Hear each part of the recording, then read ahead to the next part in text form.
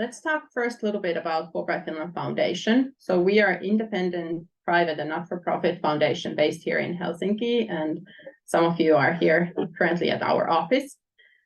We provide advising, training services for students, scholars, working professionals, and teachers. And we also provide information services for Finnish higher education institutions.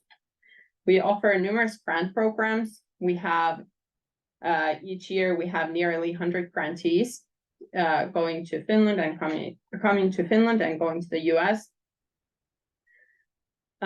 What then makes Fulbright Finland Foundation programs really unique?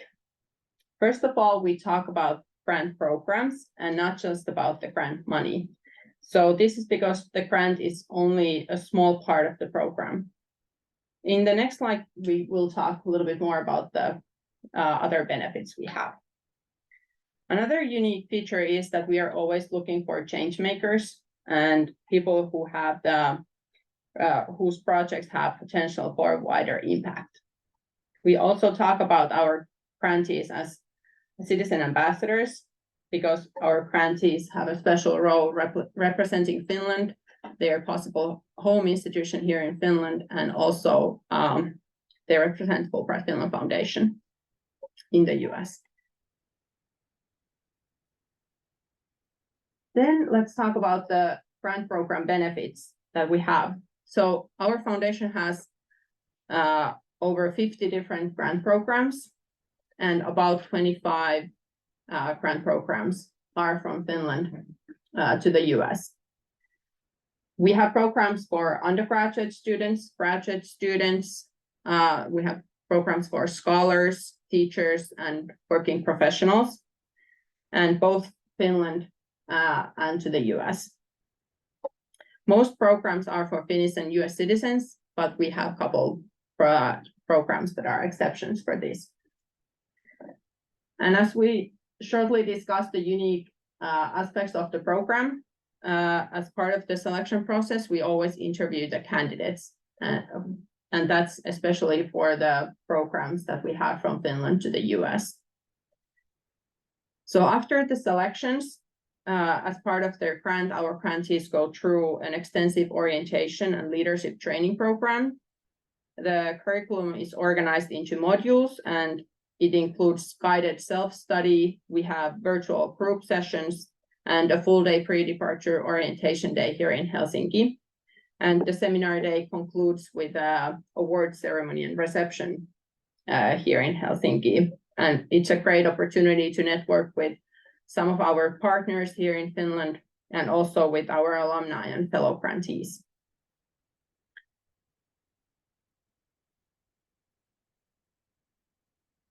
And here, actually, on the slide, you can see one quote from one of our alumni who highlights the importance of support from the foundation and also from the network.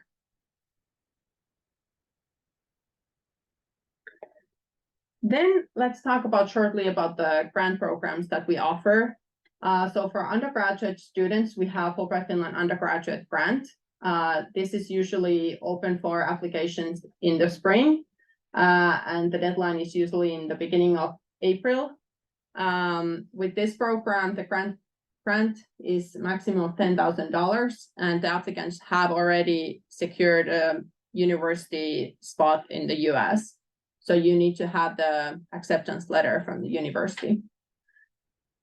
For this program, it's for degree students, so undergraduate students, which means you're going to the US to do your bachelor's degree.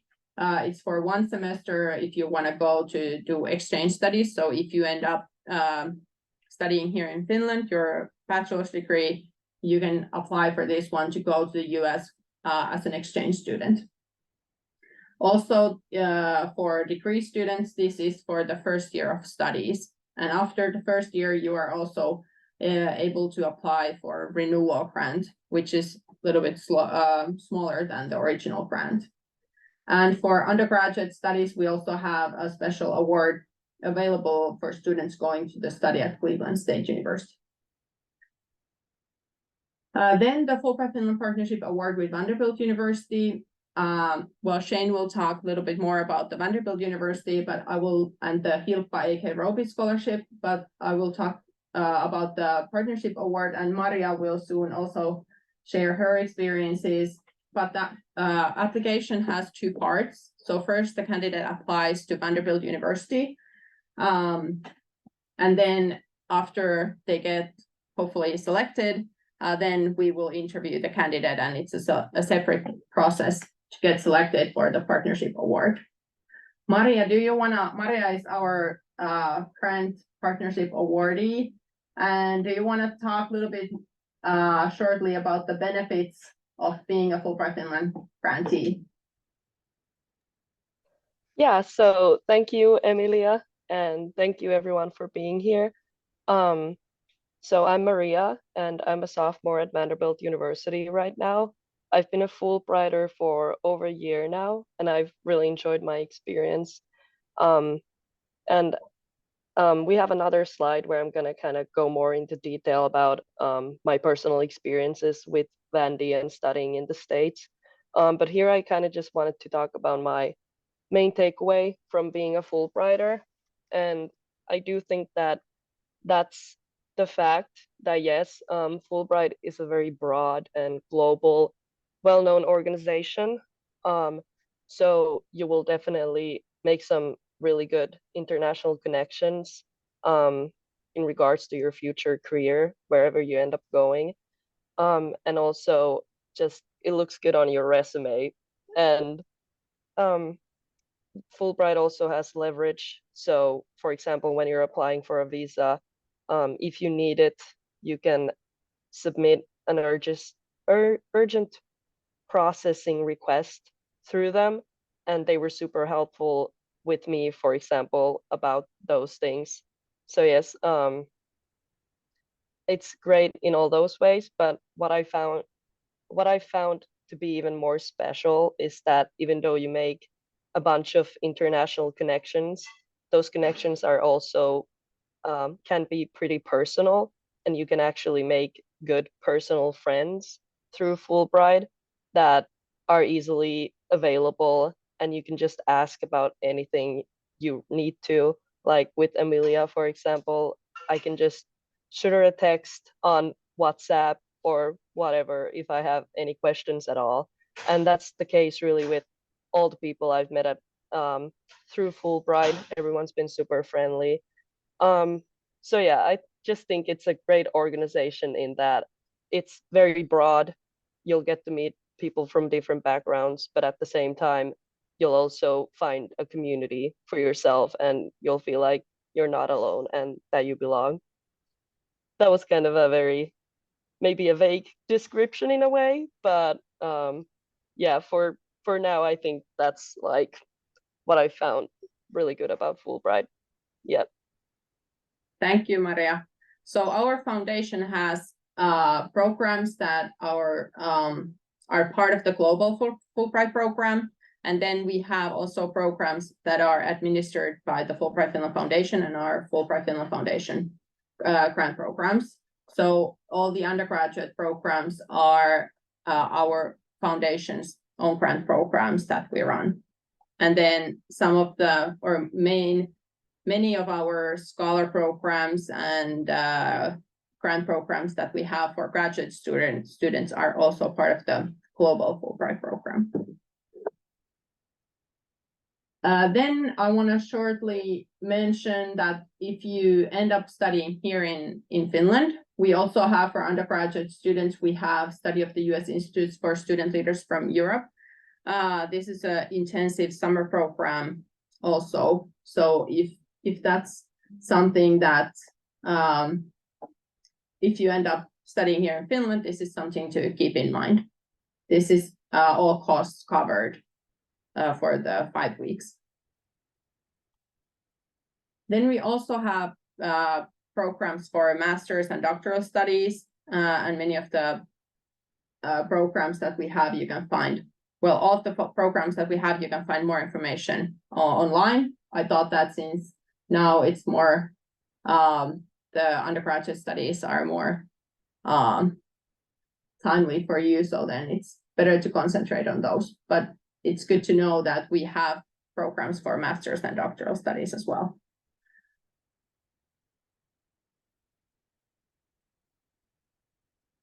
Then here's again another really good quote from one of our alum who highlights here about the possibilities the grant programs provide for students.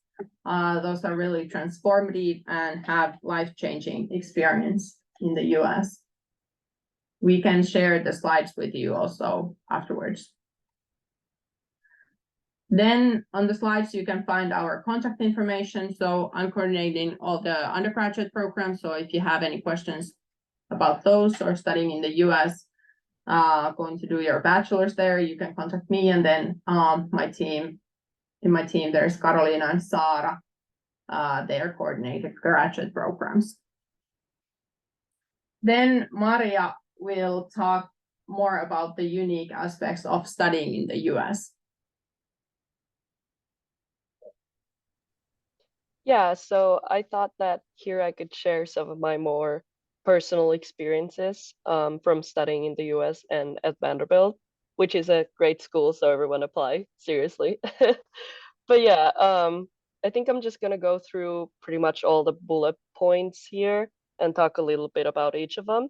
So let's start with world-class education and flexibility. So what the US really does invest in is its higher education. There are over 5,000 colleges, universities, and specialty schools in total in the US. So you'll definitely have many choices to choose from. And you can find your perfect fit. And also just, you don't have to declare your major before you go study in a lot of places. At least here at Vanderbilt, you don't. And you get to build your own schedule pretty much. So even if you're really set on what you want to study, I think it's a great opportunity to still try and expand that. For example, I've known that I want to study psychology for many years now, but coming here, I've taken courses in philosophy and child studies and neuroscience. So I may be adding another major in cognitive studies. So I'm not sure if I would have realized that my interest in that if I was studying, for example, in Finland. I know that in a lot of universities, it's usually the way it goes is that you declare your major before you start studying and they give you your schedule. And also, we only have a small portion of in comparison to how many colleges there are in the US. So here you will definitely have a bunch of choices to choose from. And I can actually give you the link in the chat after this. I used the College Board college search for finding schools that could be good for me specifically. You can like choose different criteria that you're interested in and stuff like that. So I can link that to you if anyone's interested. But yeah, definitely flexibility and just you get to make your own career in a lot of ways. And then I'm going to talk a little bit about the rich and unique campus life, and at the same time also the multicultural experiences and diversity, because I do feel like those two kind of go hand in hand, at least here at Vanderbilt. So if you want to experience different cultures and diversity, I do think that college is probably the best place to go to, and especially in the US, since people from all over the world come here. And like the diversities is definitely the aspect that has made my college experience very rich and unique, and that has made me grow as a person in a lot of ways. Um, and you should also keep in mind that when you're applying yourself, you should try and bring out what makes special, what makes you special, or just you don't have to feel too much pressure about it, but just really think hard on what you want to, how how you will bring out your own unique perspective and your aspirations and goals. For example, I might be doing research next semester um, in schizophrenia. And because schizophrenia, I don't know if everyone knows this fact, but it's been relatively um, it's been researched a lot in Nordic countries because it's relatively common. So me and my schizophrenia professor were just talking how it could be cool to compare the different countries and like treatment methods and just different cultures in general. So just trying to find your angle when applying as well and thinking about what you can do in the future because you will definitely have many opportunities here to make those dreams come true. And that's really about the job opportunities and internships as well. You're in no hurry at all, but you can start thinking about those things already and you can talk about them in your application because those are the things you will be doing once you get here. So it just shows the admissions people initiative and also um, just motivation. And I think that's really important in in the studies in general. And what else do I have to say about those? Let's see.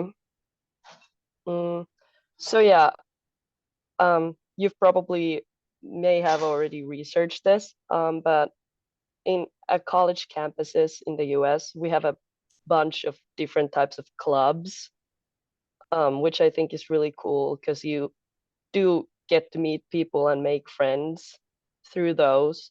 Like, for example, I'm part of an a cappella group and also this um, Project Outdoors, which is basically a club where we just go to local elementary schools in Nashville and teach children about different outdoor skills and also just get to hang out with them. And I love children and I love singing, so a cappella and Project Outdoors are perfect. So you'll definitely find a club and a group of friends through that, which will fit you. And you can also just establish your own club if you want to. And just in general, there are a lot of events. For example, if you're interested in a specific culture, I'm interested in Japanese because I'm studying Japanese. So I actually get to meet and talk to them directly about their experiences in the different countries.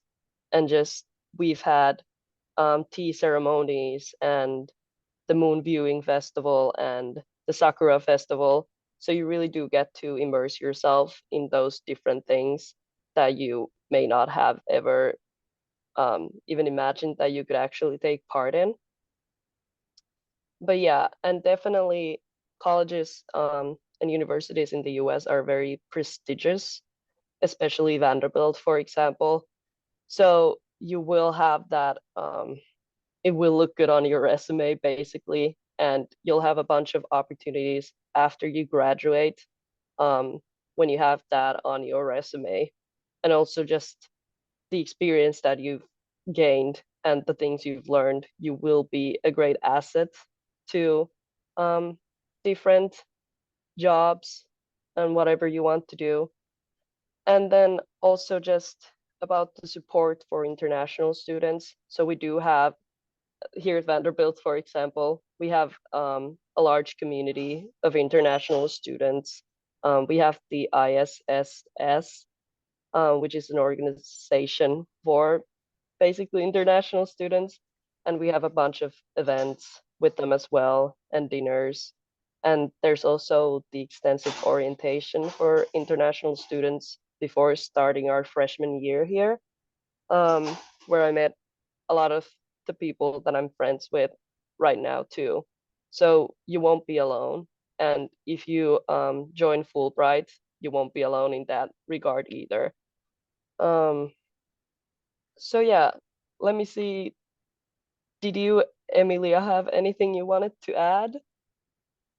No, I think that was a really good one, and it was nice to hear about your experiences.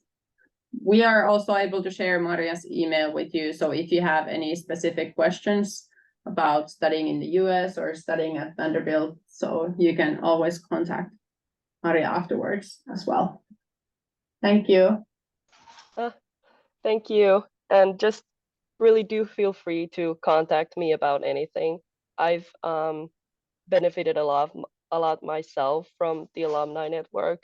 So if you want to ask for tips about essays for your applications, for example, I'd be more than happy to help, and just really anything. So feel free to contact me. Thank you. Then I wanted to shortly talk about a couple of our upcoming events. So the Fulbright Finland Foundation is organizing in Turku together with the John Morton Center and University of Turku this American Voices seminar. It's an opportunity to learn about the US culture and society. Our US grantees are presenting there. Then we are also organizing a webinar on October 30th about student athlete life and sports scholarship opportunities in the US. There we will have guest speakers from NCAA, which is the National Collegiate Athletic Association. And then we will have a former student athlete and current associate head squash coach there as well, sharing their tips and information about those. So those are two really good opportunities. You can find more information about these events from our website. Then you can find us from social media as well. We are really active on Instagram, for example. It's a nice place to find our grantee takeovers. So if you want to hear from our grantees who are currently studying or doing research in the US, it's nice to follow their day or hear from them. We also share our grant programs when they become available, and you can apply to those. So it's good to keep an eye on our social media channels. I want to thank for my part now, and I want to give the floor to Shane and continue about that. Awesome. Thank you. I will change the presentation. Yeah, we have a slight, presentation change. So yes. how's everybody doing? Good? Good. Yeah, great. There we go. We're gonna bring up the energy level. Let's go. So okay. All right. perfect. Well, since the owl picks me up over here, I'll just present from over here. So excellent. So, hello everyone. My name is Shane McGuire. I'm from Vanderbilt University. I've been at Vanderbilt for about 10 years now. I oversee all of our international recruitment, but specifically work with students from Europe. So excited to be here in person, working with you all. So my goal here is I'm going to kind of give you a brief overview of Vanderbilt. I know Maria sort of provided some great perspective on sort of broader things that she's experienced, but I kind of want to talk a little bit more about the university, and then also I'll talk about the admissions process, since US admissions is its own complicated process. So we'll unpack that a little bit. So I'll start here. Again, this are some shots from campus, but I kind of want to dive into kind of overall some themes around Vanderbilt. So as we sort of describe ourselves, these are sort of three central things that are very important to us. And I sort of break those down into collaboration, balance, and diversity. So this is a community that is very much built around collaboration. I'm going to talk a little bit later about sort of it is a highly selective institution. It is very competitive to get into, but that does not carry over to sort of what you experience on campus. It really is built around sort of everyone working together, students celebrating each other's successes, faculty collaborating across departments, great relationships with your faculty. So it really is a community that is very much centered around this sort of collaborative learning experience.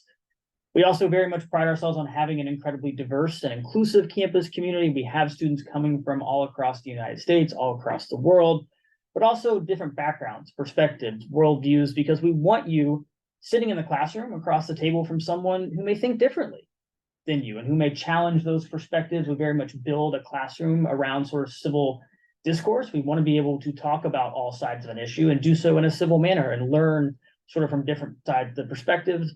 We want you living in the residence halls with students from all different backgrounds as well. As amazing as our faculty are, you're going to love them. They're great, but the peers and the friends that you make, you're going to learn a lot from too. And so again, we want sort of our campus to really be a reflection of the globe that we sort of live in. And then we also put a huge emphasis on balance as well.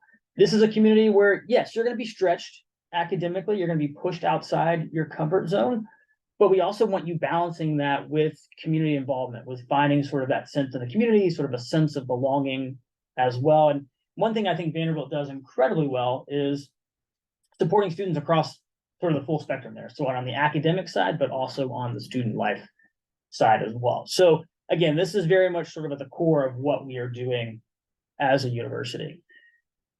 As you may look at sort of schools in the United States, you're going to see full ranges. You're going to see small liberal arts colleges that may be 1,000, 1,500, 2,000. You may see big research universities that are 25, 30,000. We sort of fall into that medium-sized category. And these are last year's numbers. We just did our census for sort of fall 2023, but they're roughly sort of the same here in terms of size. But we're typically a little over 7,000 undergraduates, just shy of 7,000 graduate students. So we fall really nicely into that medium-sized category there. That first year class is usually right around that 1,600, 1,605. We've been as high as 1,619 last year. I think this year's class will actually be 1,620, which is a little bit on the higher end for us. And I know that's a very narrow range that we're talking about there. And I'll explain why here in a little bit. It's because we have a really unique sort of first year living experience.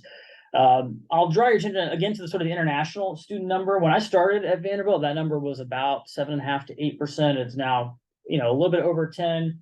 This year's incoming class is a little over 11%, and next year's will probably be about 12%. So we're continuing to see sort of that growth on our campus. That's very intentional with the university. Our chancellor, which is our president, very much continues to sort of want to have Vanderbilt on more of that global scale there.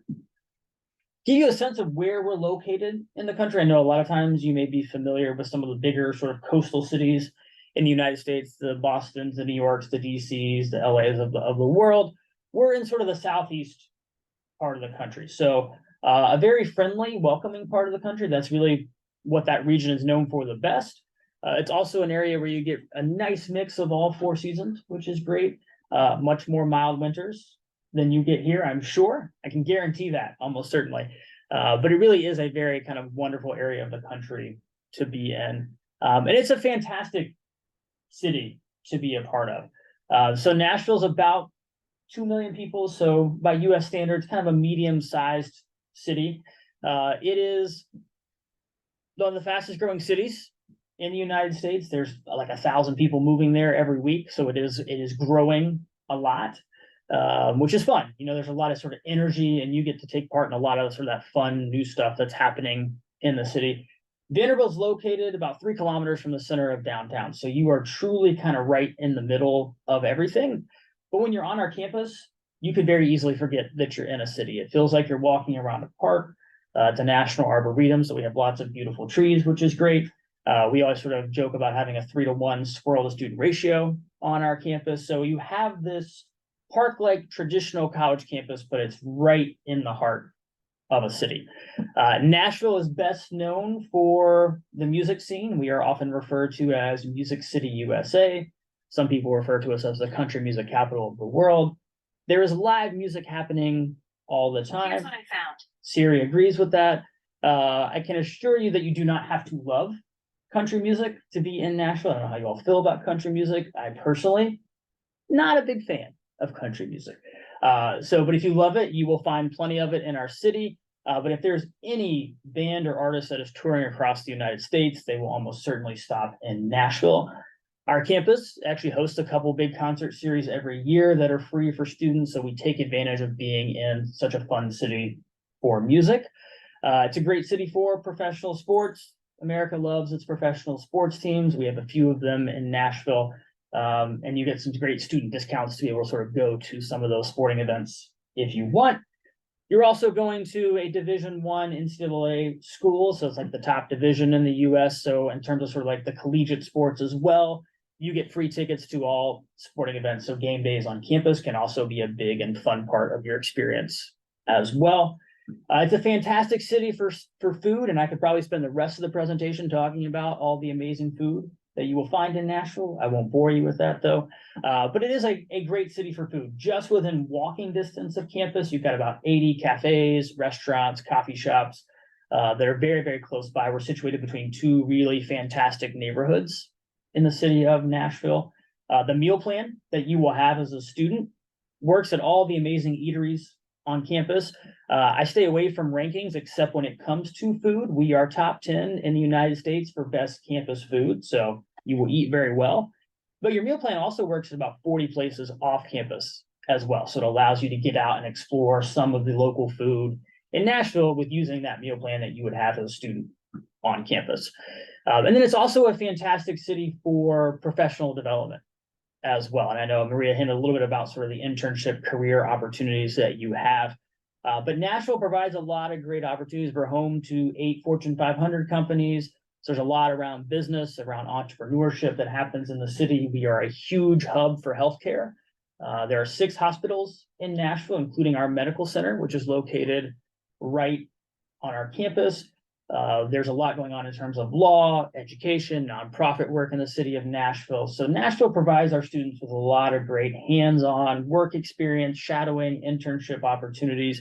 You are by no means limited to Nashville as a student. You know, over the summer, you could come back to your home country, you could go somewhere else in the United States, and our Career Center can help you as you navigate those experiences. So a really fun, vibrant sort of location to sort of be in. It is a fun place to sort of go to school in terms of location.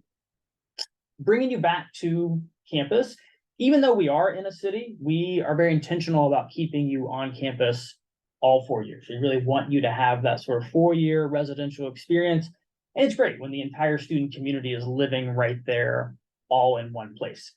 We start with a very sort of unique first-year living experience. We have 10 residence halls. We refer to them as houses, kind of all on this area of campus together. And you actually have a faculty member that lives in each of those residence halls. So you have an opportunity to sort of interact with the professor in a slightly different capacity than just class or office hours. You have some of them that will actually be your neighbors on campus. And that's intentional because we want those faculty members to be approachable, to be someone that you can go to with questions or as a mentor as you're sort of going through your 4-year experience. Every one of these houses has a crest and a color, and you're competing for the Commons Cup. So it's basically a less medieval version of Harry Potter that you have going on over in that first year experience. But it's a fun way to foster and build community. It's a fun, friendly competition. And regardless of how your house does in the competition, if you ever talk to an upper class student, they will tell you that their house was the best because of the community, the events, the faculty member that they got to know through that experience. So everyone really loves that first year experience. After the first year, students sort of spread out across campus. Some are in single rooms, some have a roommate, some are living in suite style, where you could have maybe 3 to 6 students that kind of all have their individual rooms, but they share a common space. Or we have some apartment style, some house style living. So a variety of options for sort of that on-campus community experience. But again, really looking at sort of that 4-year residential experience, which is great. When you're coming from across the world, you're not having to really worry about housing. You're guaranteed housing for all 4 years and sort of have that great community feel on campus. From an academic standpoint, so we are a university, which means we are comprised of schools sort of within the university. So when you apply to Vanderbilt, you're not actually applying to Vanderbilt, you're applying to one of the 4 schools that live within Vanderbilt. So from an academic standpoint, you need a home somewhere within the university. So we have these 4 undergraduate schools here. The biggest is that first one, the College of Arts and Science. It operates kind of just like any other liberal arts college in the United States. And liberal arts is basically just means, it doesn't mean that it's just focused on the arts, but it basically allows you to show up and be undecided. I know Maria talked a little bit about sort of, you don't have to show up on day one and know what you want to do. And so if you go through this application process, you get to that time of application, you're like, I have a lot of different interests, or I don't really know what I want to do. That is the place to look. You're really going to have your first 2 years before you officially have to decide on what you want to major in. And we'll still make sure you graduate in 4 years. And if you can't decide on one thing, that's fine. We have a lot of students that major in two things, or they do a major and a minor, or a major and two minors. So you have a lot of flexibility. And that school houses about 50 of our 70 different programs or majors that we offer. So a lot of students are sort of living in that particular school. The other three schools are a little more specific in nature. So you have the School of Engineering that has 7 different majors over there, one of which is computer science. So if any of you have interest in computer science, it lives in a lot of different places in schools, but for ours, it lives in that School of Engineering. We have a fantastic School of Education that also has a human development side to it. I know Maria mentioned that she may be adding this cognitive studies while she's there. So it has programs that are very specific to child studies, child development. It has a cog studies program. And it has a really unique and very popular organizational leadership major as well. And then we have a classically based School of Music as well that also has concentrations in jazz. So you are, again, picking one of these as a home base. You can also do things across schools. So I know Maria was actually admitted to the College of Arts and Science. She's studying sort of, I think, psychology over there, but she's actually adding the cog studies that exist in the Peabody School. So that is something you can do. We have students that double major across schools. They do major minor combinations. So you have a lot of flexibility in terms of sort of what you study there. So moving a little bit beyond just sort of the typical classroom experience, you can see there, I mean, 8-to-1 student to faculty ratio. I mentioned sort of the relationships you will have with faculty. So it is very easy to get to know them, but we're also very interested in you having sort of immersive experiences. And we actually launched something about 5 years ago called Immersion Vanderbilt, which basically was taking all these experiences that students were already doing outside the classroom in research, study abroad, internships, creative endeavors, and basically making sure that every single student does one of these by the time they graduate. Here's the great thing. You get to be the driver of this experience. You get to decide what you want this to look like. So if you're sitting here and be like, please don't make me do research, we won't make you do research. But maybe you're looking to, do an internship. Maybe you're looking to go and take classes in another country. I mean, obviously by coming to the US, you're already doing that, but maybe you want to go explore a different part of the world as well as part of study abroad. You get to be the driver of what you want this experience to look like. You will be required for graduation. It will show up on that transcript. You get credit for it. But again, you are kind of deciding what you want this to look like. And there's a whole office of sort of immersion and experiential learning that will help you sort of navigate that experience. And you can have multiple of these experiences as well. We are also a huge research university. We are classified as Research 1 in the United States, which basically just means we get an amazing amount of funding to do research. And you as an undergrad can absolutely take part in that. You can see there a large percentage of our undergraduate students are doing research. I know a lot of times you hear research and you think sciences, STEM, sort of that realm, but it really is happening all across the university. So social sciences, the fine arts, the humanities, it really does happen everywhere within the university.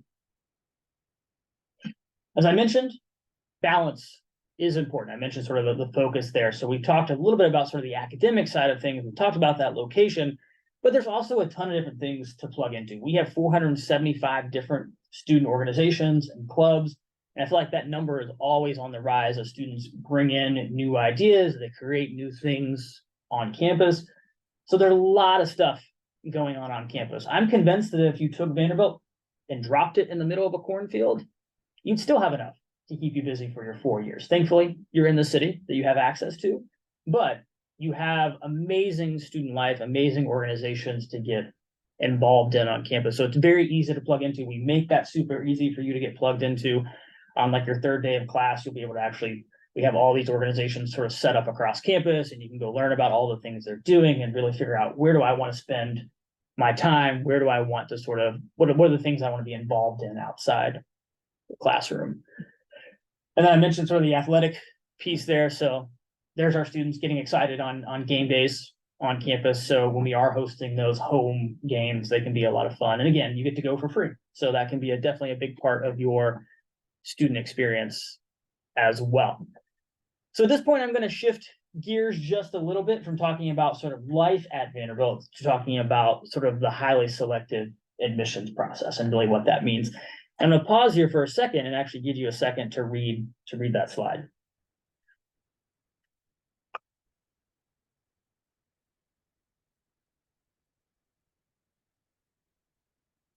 So as you look at the slide, there's a couple things I always sort of highlight on this slide. But this is sort of the mission of what we do. This sits on everyone's desk in our office, but this is kind of the approach that we're sort of taking to that application. So the first is that we're treating that application with dignity and respect. We also have a piece in here where we sort of want to make sure this personal attention piece is given to the application as well, because you are putting lots of time and energy into that application. And we're going to put lots of time and energy into that review process as well. We guarantee every application gets at least 2 reviews in that process, and many may get more. If you're going through a committee process or a scholarship process, there's going to be a lot of different people that will be looking at that application. The other part of that in highly selective admissions is that we are looking for reasons to admit as opposed to reasons to deny. Now, I know sometimes when you see these very low sort of admission rates of below 10%, ours is around 6%, you're like, it seems like you really enjoy saying no to people. And that is not at all why we do that. That is more of sort of a volume thing. We see 47,000 applications for an incoming class of just over 1,600 students. But on a day-to-day basis, the vast majority of students, the applications that we read, are more than qualified to be at Vanderbilt. So we're having to make some really tough decisions, but we're always approaching your application through a lens of positive advocacy. We are looking for every single reason why you should be on our campus and why you should be part of that community. And these are sort of the different things that are evaluated in that process. When you hear about sort of admissions in the US, you'll hear a lot of sort of schools refer to this holistic piece, meaning they're not just taking your academics and sort of punching it in a calculator. They're getting at sort of that full picture of you as a student. So the academic side, the student life side, really unpacking everything about you. So I'll kind of walk through some of the pieces here. The first is the academic achievement. We want to understand you in the context of where you are attending high school, knowing that schools all across the world are different in the curriculums they offer, different in the context they're coming from. And that is our job as admissions officers, is to understand the difference in education systems across the world. And we want to understand, okay, within this context, how have you made the most of your experience? How are you performing in the classes that you are taking? Are you finding ways to challenge yourself and make the most of your academic experience in that context? We're not trying to take what you're doing and convert it to a US system. I know sometimes people think that we're trying to convert to this GPA, trying to move it into this sort of American system. That doesn't work. We want to understand you in the system that you are coming from and how things are sort of done in your country. So just know that that's the approach we're taking. And if you're maximizing your experience here, that gives us a really good indication that when you show up on our campus, you're going to do the exact same thing as a student. And that's really what I'm trying to get at when I look at your classes and your marks and your grades and all of that sort of within that context. Standardized test scores, we know them, we love them. SATs, maybe we don't love them, but we know them. SAT or ACT, we will always take the highest between those. We also do something called super scoring, where if you were to take one of those tests multiple times, we would take those individual subsections, we take the highest ones and look at that super score. Now you see there, if submitted, we are in sort of a test optional world right now. Vanderbilt, for example, is test optional through at least 2024, which is sort of next fall. We may continue that. We're going to make a decision of will that continue for years to come? Will that be a permanent change? We'll probably be making a decision on that in the winter. So probably sometime January or February, we'll make a decision about sort of the future around that.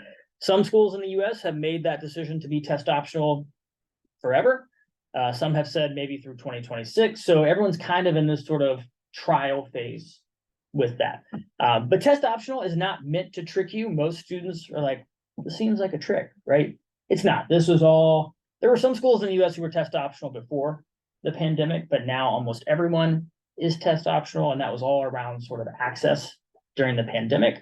But many have seen it really change their applicant pools. It has opened the doors for a lot more students. So I think a lot are really considering sort of that more permanent sort of change there. So if it is there, we'll look at it in conjunction with sort of that academic record.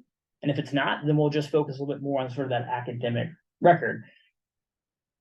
Those first two things I kind of lump together because those are sort of that academic foundation. And I think in the admissions process, that's really the first piece of the puzzle that needs to be there. We want to make sure that, if you're showing up at our university, we feel like you are academically prepared for what we have to offer. And so that transition can be really smooth to life at sort of the university there.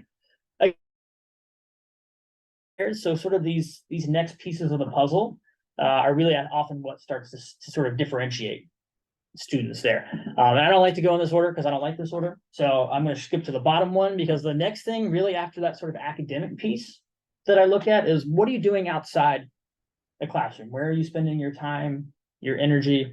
That could be things at your school. That could be things in your community. That could be at-home responsibilities, part-time work.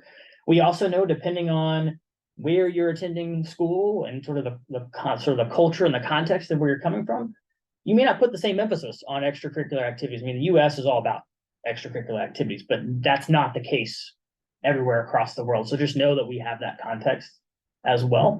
But anything you're doing outside the classroom, we want you to talk about in that application. We give you some spots to sort of do that. This is really your chance to sort of brag on yourself in many ways. And it's what it's going to feel like, because we want you to talk about your accomplishments, your achievements, awards, impacts that you're making. As you start to fill out this application, you realize you're going to be talking about yourself a lot.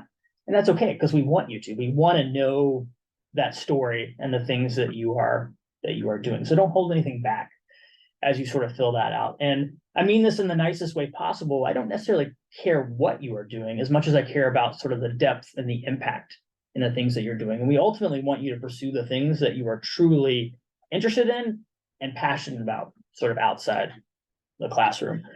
We're going to ask for letters of recommendation because we want to hear from people that know you, that can kind of speak to the type of student that you are. So we typically are going to ask for one from a school counselor. And if your school does not have a counselor, which a lot of international schools do not, it could be a principal, it could be sort of an administrator that's maybe kind of overseeing your academic experience. And sometimes it could just be another teacher, right? Depending on how your school is set up, but someone that can kind of give us sort of the broader view of you in that school context. And then we're going to ask for two from teachers as well that kind of see you more in that academic classroom setting there. Some schools in the US will just ask for one teacher. We ask for two. So again, it will depend on the schools that you're sort of looking at. But what we get from these letters, again, these are people that interact with you on a regular basis. They can, again, speak to the type of student you are, sort of how you are seen in your school. And again, they just give us a little more of a glimpse into your personality, which again is something that we're trying to learn and pick up from on this application. And the last place you get to really do that are the essays. I'm sure that all of you are thrilled that you get to write a college essay, right? You're so excited. You're like, no, please don't make me do this. But this is, if you ask any admissions officer that's done this for a long time, that has read applications in the United States, this is probably our favorite part of the application to read. I know it's your least favorite part to do, but it's one of the few places in the application where we get to hear from you directly. We really get to learn sort of about who you are. So keep in mind that sort of personal essay goes to all of the schools, right? If you're using like a common application or a coalition application, it's going to kind of all the schools that you list there.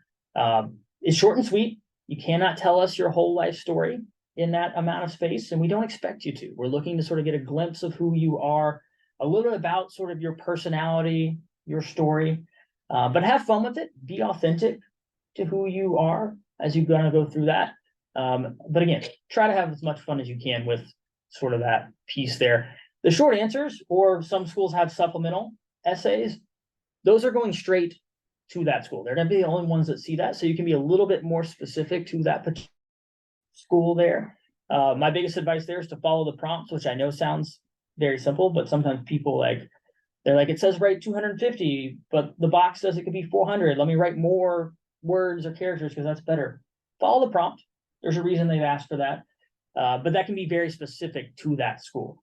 And just know if you tackle one of those like why this school essays, you probably shouldn't be able to use the same one for multiple schools because it should be really specific to that particular school.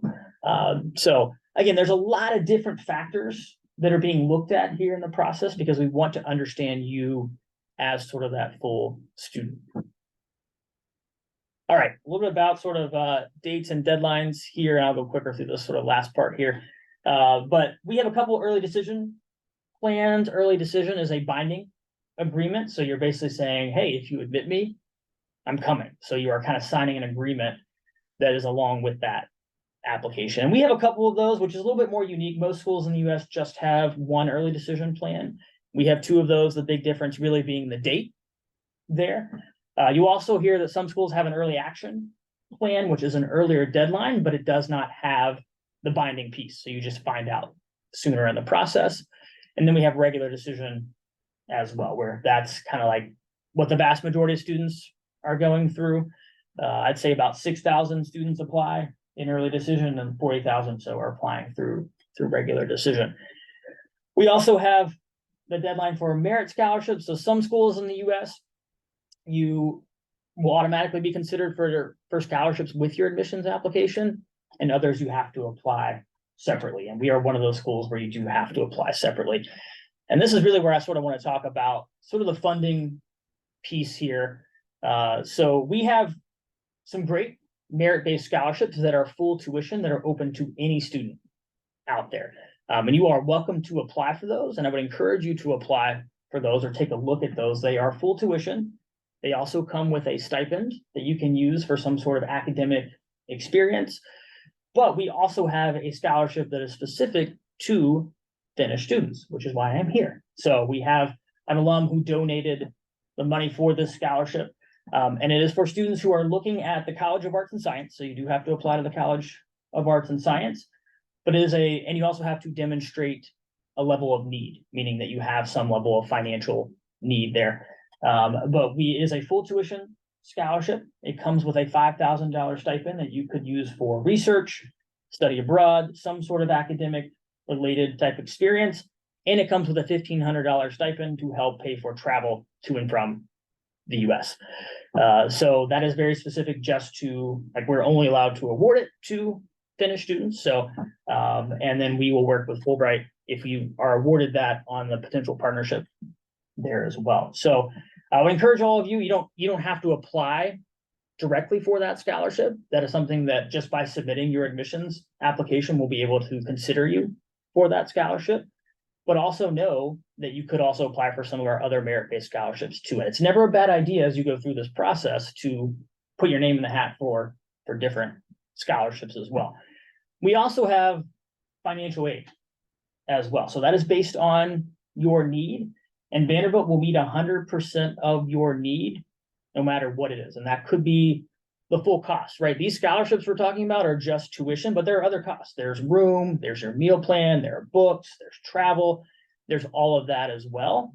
So if you have need above what one of these scholarships may cover, we will also cover that with financial aid as well. And we don't include any loans in that. So it's all money that you never have to pay back when you graduate. So just know that that's also part of this as well. So I know sometimes you look at these price tags in the United States, and if you look at ours, the total cost is a very, very high number.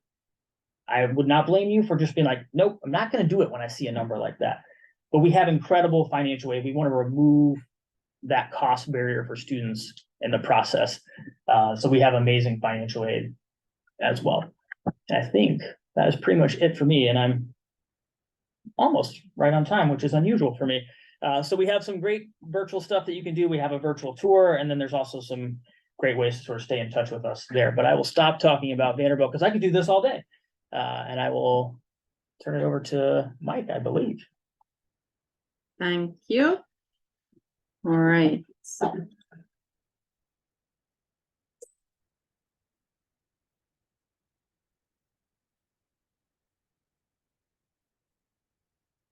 All right, next we will have Mike Loovis, and he will talk about Cleveland State University. Just let me know, Mike, when you want me to click the slides, and you are now muted, so. Yeah, just so long as I don't have to talk about Vanderbilt. Yeah, no. There we go.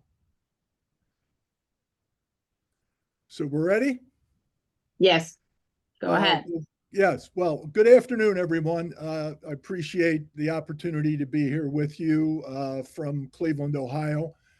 I do know one thing. I've got about a 10-second delay on my video. So I don't know what the cause of that is, but we'll persevere and get through this. I would say before I start, my youngest son lives in Nashville, Tennessee, and loves it. So if you're interested in Vanderbilt and my youngest son has any impact on you, then you might want to consider that. I'm bringing a bit of a different perspective here. Unlike Shane, I'm not a admissions person. I'm not a recruitment person. I was a faculty member for 44 years at Cleveland State University. The last 6 of those years, I was the chairperson of the former Department of Health, Physical Education, and Exercise Science. I retired August of 2022, but have continued to stay involved, especially as it relates to international programs with various members of the university. And so as recently as last week, I had a conversation with the vice president of enrollment services and the dean of admissions. And so he has provided me with some of this information that I'll share with you. And then perhaps when we have questions, we can get into greater detail. So would you go to the next slide, Amelia, please?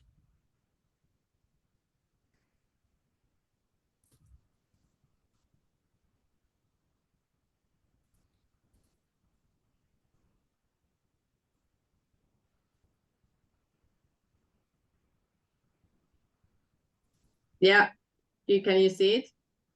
I don't see the next one, no. All right, well, it's already in the next one. So maybe there's Maybe that's the delay that I was talking about. yeah. Okay. Well, the next slide basically is indicating that we have this mascot that we call Magnus. Again, that's the Cleveland State University Vikings. And so that's one of the brands that we have, as you can see here. The next slide, though, Amelia, if you go down again, you will see that we are a reasonably young institution. Cleveland State University was established in 1964. So in terms of Ohio, we're like the first or second youngest public institution of higher education in the state of Ohio. You can see we average around 15,000 students per year. You can see some of the other indices like class size, faculty student ratio, et cetera. I'll also mention here and then talk about a little bit later. When Cleveland State University was first established, it was what we call a non-residential institution. In other words, nobody lived on campus. We have a slang for that in the US. We call it a suitcase college, meaning that people would go home on the weekends if they even stayed anywhere close to the university campus. But it wasn't even a suitcase college. It was strictly non-residential. People drove to the university or took public transportation every day. That has changed, and you can see now that roughly 2,000 students are living in newly constructed residence halls. This has been one of the real things that I've seen change over the 44 or 45 years that I've been involved with Cleveland State University, and that is CSU continues to build new facilities. it's amazing to me that when we talk about the various deficits that institutions have, especially public institutions, that we are able to continue to make ourselves grow with new facilities. And so we'll talk a little bit more about that as we go along. The next slide, as Amelia will bring it up, we have this branding that we refer to as engaged learning. And we've been selling that especially to a lot of our homegrown students, the students from Ohio, from the Cleveland area, and anywhere else in the US and internationally, meaning that it's more than just sitting in a classroom, listening to some professor talk to you about whatever might be the subject of interest. That we have begun to develop an academic reputation that looks to things like off-campus experiences, internships, co-ops that are completed each year. As I was listening to Shane, I mean, even though Cleveland State University and Vanderbilt are entirely different institutions, there are a lot of things that we do share in common. And some of the things that we provide for students, like campus experiences, off-campus experiences, things related to the arts that I'll talk a little bit later about.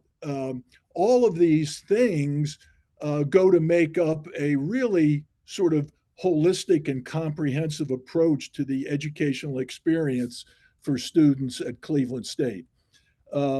Next slide basically expands on this notion of engaged learning, because we do a lot of hands-on things. There are undergraduate research opportunities.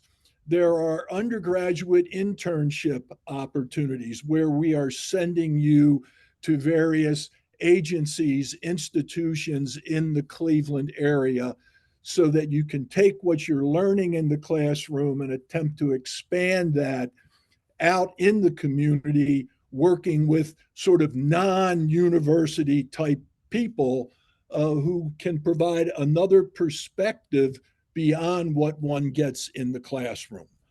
The next slide just basically expands on that.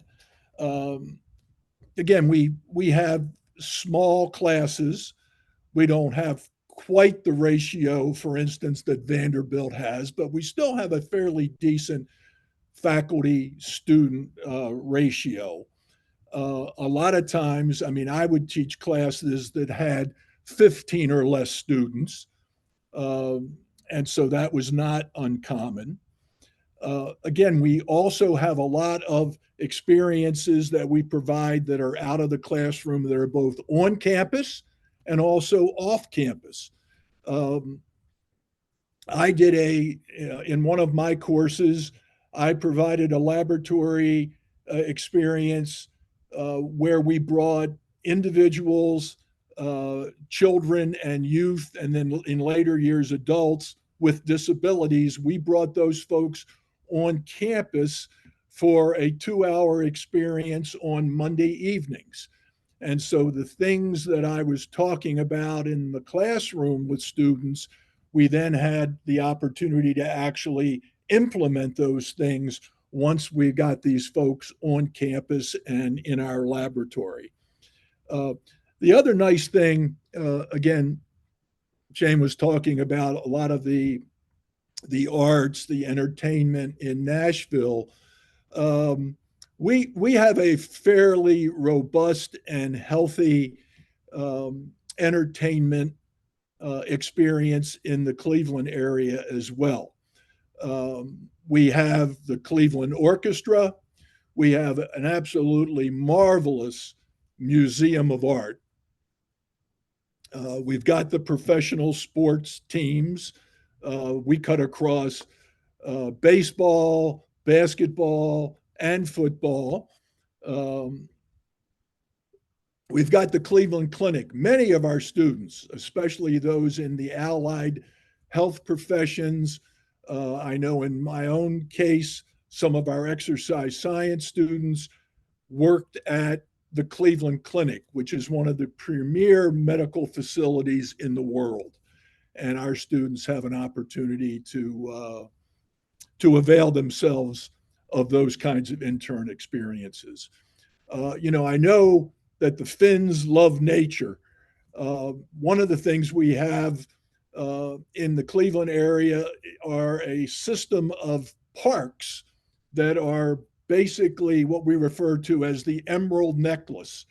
And it extends from the east to the west of the Cleveland metropolitan area. So you can avail yourself of nature, various hiking trails, running trails, etc. And so that, again, is going beyond the classroom. And that has been something that we have emphasized, especially over the last 10 or 15 years. The next slide speaks to the number of academic programs. We've got 8 colleges, and within those 8 colleges, there are 6 schools. We've done some reorganization within the last 2 years. And we've merged some colleges, we've created new colleges. So for instance, we used to have a college of education, wherein we had, elementary, secondary, a strong special education program. The College of Education has now merged with our College of Urban Affairs, and we now have a College of Public Health and Education. And so somebody who's interested in the educational framework, wanting to be a teacher, et cetera, those opportunities are still there. We now have a new College of Health. And so we've got what used to be our exercise science program in my old department is now in the new College of Health. And so somebody who's interested in exercise physiology, human performance, finds that niche now in the College of Health, where we also have occupational and physical therapy, we have music therapy, nursing, social work, etc. So we have a College of Business, which is a pretty well thought of college, especially in the state of Ohio. And within that, our old sport management program, which was part of the department that I ran, is now in the College of Business. And it's now reconstituted not just sport management, but it's sport and entertainment management. And so now we're talking about tourism. We're talking about, again, different venues that provide different forms of entertainment, whether it's concerts, et cetera. And so you can see our School of Urban Affairs is ranked number 1, and it's a pretty healthy program for anybody who's interested in what goes on in urban contexts. And you have to remember, Cleveland State University is right in downtown Cleveland, Ohio, which is a major urban area. And of course, we're situated at the very northern part of the state of Ohio, which means we border Lake Erie. So the backdrop for all of Cleveland is the fact that we sit right on Lake Erie, which is the 4th largest of the Great Lakes. And so we are, again, positioned to do a lot of outdoor kinds of things right on Lake Erie. If you go to the next slide, again, you will see that, in fact, I just I just found this out about 3 months ago. Outside of Broadway in New York City, we are the second largest off Broadway venue in the United States. So we have this area in Cleveland that's called Playhouse Square. And Playhouse Square has 3 or 4 major venues where, again, off Broadway shows, concerts, etc., all take place. And we are right next to Playhouse Square. In fact, our campus ends on 17th Street. 17th Street down to 13th Street is Playhouse Square. And so you can have concerts, you can have off-Broadway shows, etc., right there if that's of interest to you.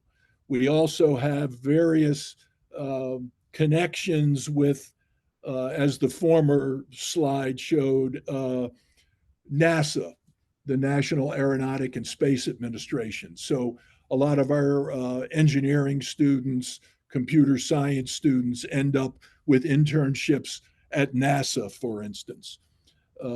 Again, Shane was mentioning campus organizations. We have about 200 of those. My guess is they would parallel many of the ones that Shane was talking about.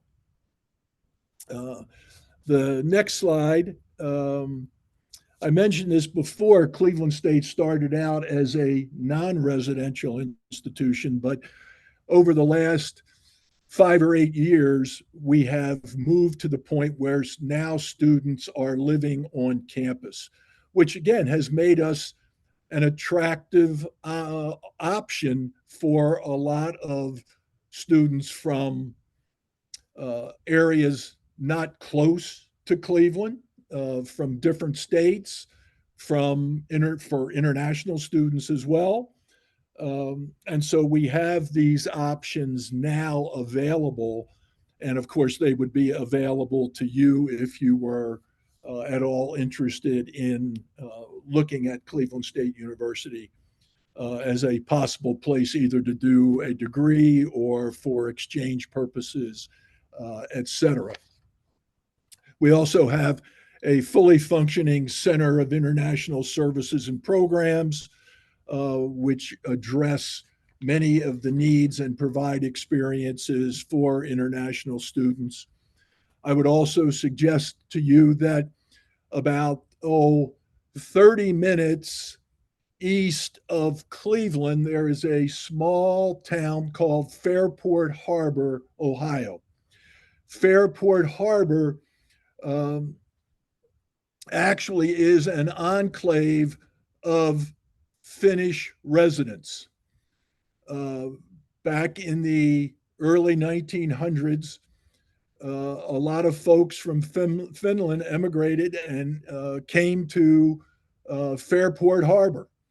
And that is still a vibrant center. There is actually a Finnish Heritage Museum in Fairport. I'm actually a member of that organization. I've made some presentations to the membership of the Finnish Heritage Museum. And so, again, there would be an opportunity. I'm certain they would welcome the opportunity to have you come to some of their events, etc. So, moving to the next one, which wouldn't so much impact you, but in terms of cost, Cleveland State University has one of the lowest tuition rates of any public institution in the state of Ohio. And we've been able to maintain that through a variety of means. And some of that certainly is aided by various scholarship situations. And as Amelia mentioned in her opening, we have a special scholarship / endowment that I established a number of years ago that is directed to support Finnish students, be they undergrads, grads, who would like to come to the United States and look at Cleveland State University as an option, that we, in conjunction with some of the other possibilities that you have for financial aid through Fulbright, et cetera, we can defray the cost of getting students from Finland to the United States to study either short-term or long-term at Cleveland State University. And then the last slide that I have certainly indicates that, and I'm going to say this, in no way is it reflective or in any way looking down our nose at Vanderbilt, that's for sure. But we are not as rigorous in terms of admittance to Cleveland State University. In fact, I wish we had standards similar to Vanderbilt, but we don't. We have a population of individuals in the Cleveland metropolitan area where we have been almost forced to maintain a admittance that allows a significant number of people who would perhaps otherwise not be in college to gain admission and acceptance, along with, again, a healthy number of people who are very highly qualified. And so we are, again, providing here in this slide a chance for you to see where to go to look at the admissions criteria. I've gotten a commitment from the Vice President of Enrollment Services that if students from Finland are interested in coming to CSU, he will personally work with you to get you to the point where you feel comfortable with the admissions process. And if you wish to carry forward with that, he, as well as myself and our international services program, will walk you through that enrollment. So I guess I'm willing to say, Amelia, that that's it for me. And if there are questions, we'll get to those during the question and answer period. So thank you very much, folks. I hope if you do have questions, you can either put them in the chat or bring them up as we entertain questions. So thank you. Thank you so much, Mike. I also want to add that Mike is our alum. Oh, yeah. Yeah. Thank you. Now we have time for questions.